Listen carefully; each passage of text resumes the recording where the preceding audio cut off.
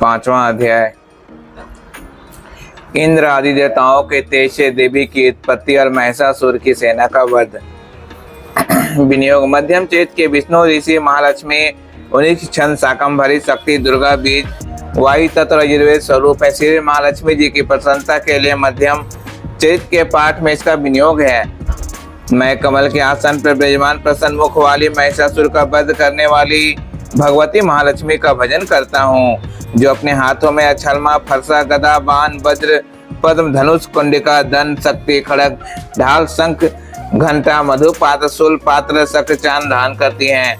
ऋषि कहते हैं, पूर्व काल में सुम्ब नामक असुर ने अपने बल से घमंड में आकर सिचिपति इंद्र के हाथ से तीनों लोगों का राज्य और यज्ञ भाग छीन लिया।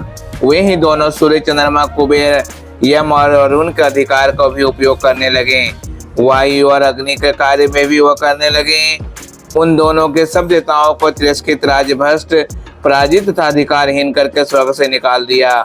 उन दोनों के महान असुरों से अपमानित देवताओं ने अपराजित देवी का स्मरण किया और सोचा, जगदम्बा ने हमें लोगों को बार बार वर दिया था कि विपत्ति काल में सर्व कर मैं तुम्हारी सब आपत्तियों को तत्काल नाश कर दूंगी। यह विचार कर देवता गिरिराज हिमालय पर गए और वहां देवी विष्णु माया की स्तुति करने लगे। देवता बोले, देवी को नमस्कार, महादेवी शिवा सर्वधन है, प्रकृति और भद्रा का प्रणाम है। हम लोगों नियम पूर्वक जगदम्बा को नमस्कार करते हैं। रौद्र को नमस्कार है, नित्य गौरी धात्री बारंबार हमारा नमस्कार है। ज्योतिर्मयी चंद्र रूपिणी एवं कल्याणमयी देवी को बारंबार प्रणाम है। शरणागत का कल्याण करने वाली रिद्धि और सिद्धि रूपा देवी को हम निरंतर नमस्कार करते हैं। नैनेत्री राक्षसों के लक्ष्मी राजाओं की लक्ष्मी तथा सर्वानी शिव पत्नी स्वरूपा यदि जगदम्बा को बार बार नमस्कार है। दुर्गा दुर्गोपारा दुर्गम संकट के से पार कर उतारने वाली सारा सबकी सारा भीरता सन काने ख्याति कृष्णा और धूमवती देवी को सदैव नमस्कार है। अत्यंत सौम्य तथा अत्यंत रोबरू देवी को हम नमस्कार करते हैं। उन्हें हमारा बारंबार नमस्कार है। जो देवी सब प्राणियों में विष्णु माया के नाम से कही जाती हैं, उनको नमस्कार है, उनको नमस्कार है, उनको बारंबार नमस्कार है। जो देवी सब प्राणियों में चेतना कहलाती हैं, उनको नमस्कार, उनको नमस्कार, उनको बारंबार नमस्कार है। जो देवी सब प्राणियों में बुद्धि रूप में स्थित हैं, उनको नमस्कार, उनको नमस्कार, उनको बारंबार नमस्कार है। जो देवी सब प्राणियों में बुद्धि रूप में स्थित हैं, उनको नमस्कार, उनको नमस्कार, उनको हमारा बारंबार नमस्कार है। जो देवी सब प्राणियों में निद्रा रूप में स्थित हैं, उनको नमस्कार, उनको नमस्कार, उनको बारंबार हमारा नमस्कार है। जो देवी सब प्राणियों में क्षुधा रूप में विद्यमान हैं, उनको नमस्कार, उनको नमस्कार, उनको बारंबार नमस्कार है। जो देवी सब प्राणियों में छाया रूप में विद्यमान हैं, उनको नमस्कार, उनको नमस्कार, उनको बारंबार हमारा नमस्कार है। जो देवी सब प्राणियों में शक्ति रूप में विद्यमान हैं, उनको नमस्कार, उनको नमस्कार, उनको बारंबार नमस्कार है। जो देवी सब प्राणियों में तीक्ष्ण रूप में विद्यमान हैं, उनको नमस्कार, उनको चमत्कार, उनको बारंबार नमस्कार है। जो देवी सब प्राणियों में क्षमा रूप में विद्यमान हैं, उनको नमस्कार, उनको नमस्कार, उनको बारंबार हमारा नमस्कार है। जो देवी सब प्राणियों में ज्योति रूप में विद्यमान हैं, उनको नमस्कार, उनको नमस्कार, उनको बारंबार हमारा नमस्कार है। जो देवी सब प्राणियों में लज्जा रूप में विद्यमान हैं, उनको नमस्कार, उनको नमस्कार, उनको बारंबार हमारा नमस्कार है। जो देवी सब प्राणियों में शांति रूप में विद्यमान हैं, उनको नमस्कार, उनको नमस्कार, उनको बारंबार नमस्कार है। जो देवी सब प्राणियों में श्रद्धा रूप में विद्यमान हैं, उनको नमस्कार, उनको नमस्कार, उनको बारंबार नमस्कार है। जो देवी सब प्राणियों में कांति रूप में विद्यमान हैं, उनको नमस्कार, उनको नमस्कार, उनको बारंबार नमस्कार है। जो देवी सब प्राणियों में लक्ष्मी रूप में विद्यमान हैं, उनको नमस्कार, उनको नमस्कार, उनको बारंबार नमस्कार है। जो देवी सब प्राणियों में वृत्त रूप में विद्यमान हैं, उनको नमस्कार, उनको नमस्कार, उनको बारंबार नमस्कार है। जो देवी सब प्राणियों में स्मृति रूप में विद्यमान हैं, उनको नमस्कार, उनको नमस्कार, उनको बारंबार नमस्कार है। जो देवी सब प्राणियों में दया रूप में विद्यमान हैं, उनको नमस्कार, उनको नमस्कार, उनको बारंबार नमस्कार है। जो देवी सब प्राणियों में तिष्ठि रूप में विद्यमान हैं, उनको नमस्कार, उनको नमस्कार, उनको बारंबार नमस्कार हैं। जो देवी सब जीवों में माता रूप में विद्यमान है, उनको नमस्कार, उनको नमस्कार, उनको बारंबार नमस्कार हैं। जो देवी सब जीवधारियों में भ्रांति रूप में स्थित हैं, उनको नमस्कार, उनको बारंबार नमस्कार हैं। जो जीवों के इंद्रियों में अधिष्ठित देवी और सब प्राणियों में सदा विद्यमान रहने वाली हैं, उन व्याप्ति देवी को बारंबार नमस्कार हैं।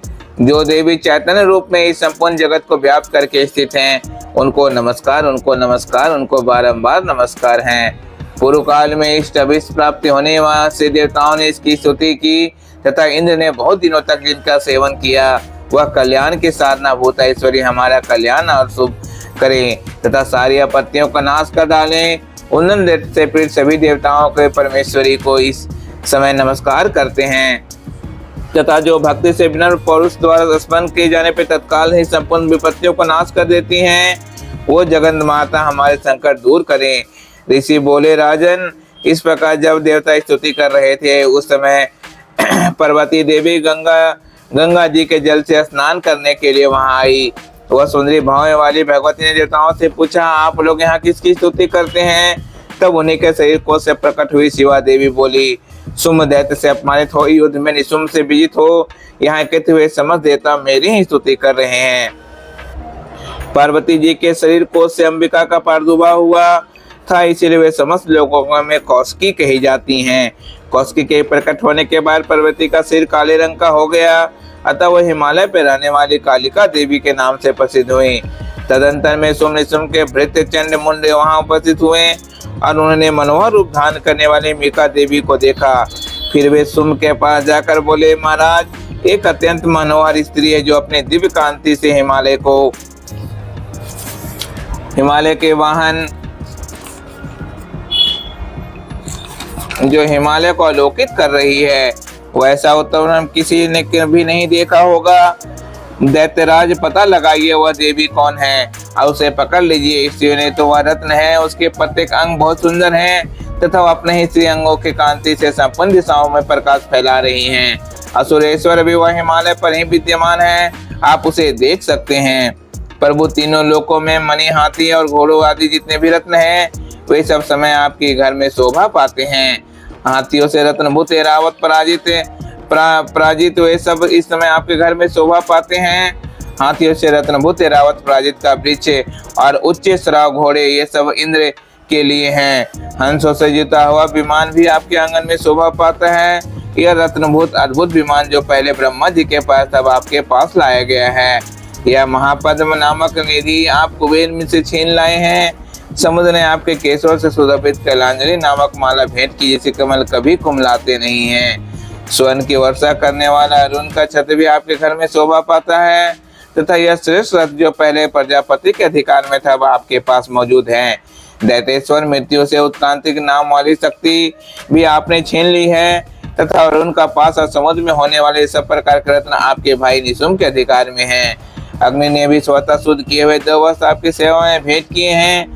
दैत्यराज, इस प्रकार रत्न भी आपको एकत्र कर लिए हैं। फिर जो ये स्त्री में रत्न रूप कल्याणमयी देवी है, इसे क्यों नहीं आप अपने अधिकार में कर लेते हैं? ऋषि बोले, चंड मुंड का वचन सुनकर सुम ने महादेव सुग्रीव को दूत बनाकर भेजा और कहा, तुम मेरी आज्ञा से ये बातें जाकर कहो और ऐसा उपाय करो जिसे प्रसन्न होकर वह शीघ्र यहाँ आ जाए। वह दूत पर्वत के अत्यंत रमणीक प्रदेश में जहाँ देवी स्थित थी गया और मधुर वाणी से कोमल वचन बोला। दूत बोला, देवी, दैत्य सुम इस समय त्रिलोक दयापति हैं, मैं उन्हीं का भेजा हुआ दूत है और यहाँ पे तुम्हारे पास आया हूँ। उनकी आज्ञा से सब देवता एक स्वर में मानते हैं, कोई उनका उल्लंघन नहीं कर सकता। वे संपूर्ण देवताओं को पराजित कर चुके हैं। उन्होंने तुम्हारे लिए जो संदेश दिया है उसे सुनो। उन्होंने कहा कि तीनों लोक मेरे अधीन चलते हैं, संपूर्ण यज्ञों के भोगों को मैं ही पृथक पृथक करके भोगता हूँ। तीनों लोक में जितने श्रेष्ठ रहते हैं वह सब मेरे अधिकार में हैं। दैत्यराज इंद्र का वाहन निरावत जो हाथियों से रत्न के समान है, मैंने छीन लिया है। क्षीर सागर के मतने से जो असरत्न उच्च श्राव प्रकट हुआ था, देवताओं ने मेरे पैरों में नत होकर समर्पित किया है। सुंदरी, उनके सिवा और भी जितने रत्न बहुत पदार्थ देवताओं, गंधर्वों और नागों के पास थे, वे सब मेरे पास आ चुके हैं। देवी, हम लोग तुम्हें संसार की स्त्रियों में रत्न मानते हैं अतः हमारे पास आ जाओ, क्योंकि रत्नों का उपयोग करने वाले हम ही हैं। चपल कटाचों वाली सुंदरी, तुम मेरे और मेरे भाई पराक्रमी निशुम्भ की सेवा में आ जाओ, क्योंकि तुम्हारे रत्न स्वरूपा हो। मेरे वरण करने से तुम अतुलनीय महान ऐश्वर्य की प्राप्ति होगी। अपनी बुद्धि से यह विचार कर तुम मेरी पत्नी बन जाओ। ऋषि बोले, दूत ने यूं ही कहने पे कल्याण स्वरूप भगवती दुर्गा देवी, जो जगत को धारण करती है, मन ही मन गंभीर भाव से मुस्कुराई और बोली। देवी ने कहा, दूत तुम सत्य कहते हो, इसमें लेस मात्र का झूठ नहीं है, क्योंकि तुम तीनों लोकों का स्वामी है। निशुम्भ भी उसी के समान बली है, किंतु इस विषय में मैंने जो प्रतिज्ञा कर ली उसे मैं कैसे मिथ्या करूं। मैंने अपने सुलभ बुद्धि के कारण पहले जो प्रतिज्ञा कर रखी है उसे सुनो।